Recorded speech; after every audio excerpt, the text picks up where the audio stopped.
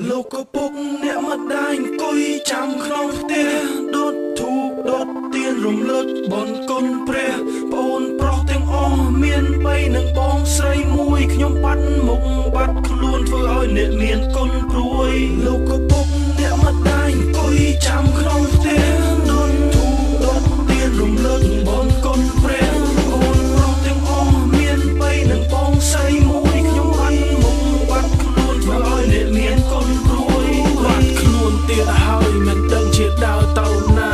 តាំងពីក្មេងតាំងពីតូចដល់ចូលសាលា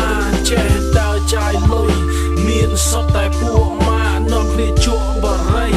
ចូលលក់កឆាផ្ទះមានមិនចង់នៅទៅចង់រត់លេងតាមថ្នល់ប៉លីសដេញច្រើនពេកផ្លូវណាក៏ស្គាល់ពួកសដែកចេញមកវាយនាំគ្នាវាយបន្តរត់លេងជាមួយសុទ្ធតែពួកជើងល្អប្អូនចាំនៅផ្ទះ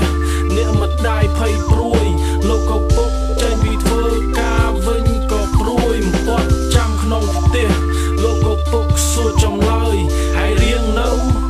លោកក៏ពុកខ្ញុំរៀងហើយលោកក៏ពុកអ្នកម្ដាយអង្គុយចាំក្នុងផ្ទះដុតធូបដុតទៀនរំលឹកបុណ្យគុណព្រះអូនប្រុសទាំងអស់មាន3និងបងស្រីមួយខ្ញុំបាត់មុខបាត់ខ្លួនធ្វើឲ្យអ្នកមានគុណព្រួយលោកក៏ពុកអ្នកម្ដាយអង្គុយចាំក្នុងផ្ទះដុតធូបដុតទៀនរំលឹកបុណ្យគុណព្រះអូនប្រុសទាំងអស់មាន3និងបងស្រីមួយខ្ញុំបាត់មុខបាត់ខ្លួនធ្វើឲ្យអ្នកមានគុណព្រួយស្អែកឡើងចេញទៀតក្បាលរឹងហើយត្រជេះលោកក៏ពុកចេញទៅសួរតើមានឃើញអាដាងទេអានឹងបាត់ខ្លួនទៀតហើយប្រាប់វាក៏វាមិនស្ដាប់និយាយលិចទៅកើតអានឹងត្រជេះចំណាប់នាំប្អូនរត់ចោលផ្ទះប៉លិសឃើញហើយចាប់មកវិញលោកក៏ពុកវាយដល់ទៅដាច់សាច់រៀងហើយជាពាក្យចេញពីមាត់លោកក៏ពុកទៅធ្វើការខ្ញុំបើកទ្វារហើយរត់បាត់ខ្លួនទៀតហើយ6ខែកន្លងរស់នៅជាមួយពួកម៉ាក់ហើយធ្វើការផងផឹកស្រាជក់លៀង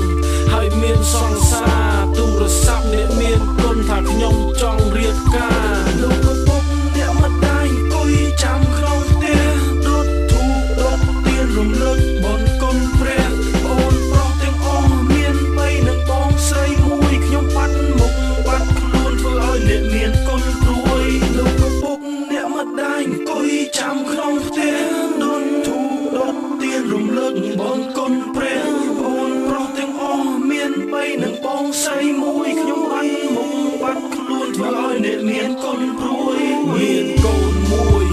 គឺជាកូនប្រុសមានឡានមានផ្ទះតែដើរផ្លូវខុសលាកូនលាប្រពន្ធហើយមកផ្ទះវិញលក់ថ្នាំចាយលុយព្រោះសម្បូរអ្នកទិញចូលក្លឹបផឹកស្រា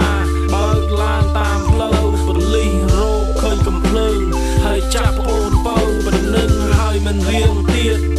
នៅតែលក់នាំប្អូនទិញកឆាទុកលក់ហើយជក់បើកឡានទៅទម្លាក់ថ្នាំឲ្យគេមកថងខ្ញុំប្រហែសពេកប៉ូលីសចែកឃើញទាំងអស់ស្អែកឡើងទូរស័ព្ទទេតងគ្រួសារខ្ញុំត្រូវជាប់គុក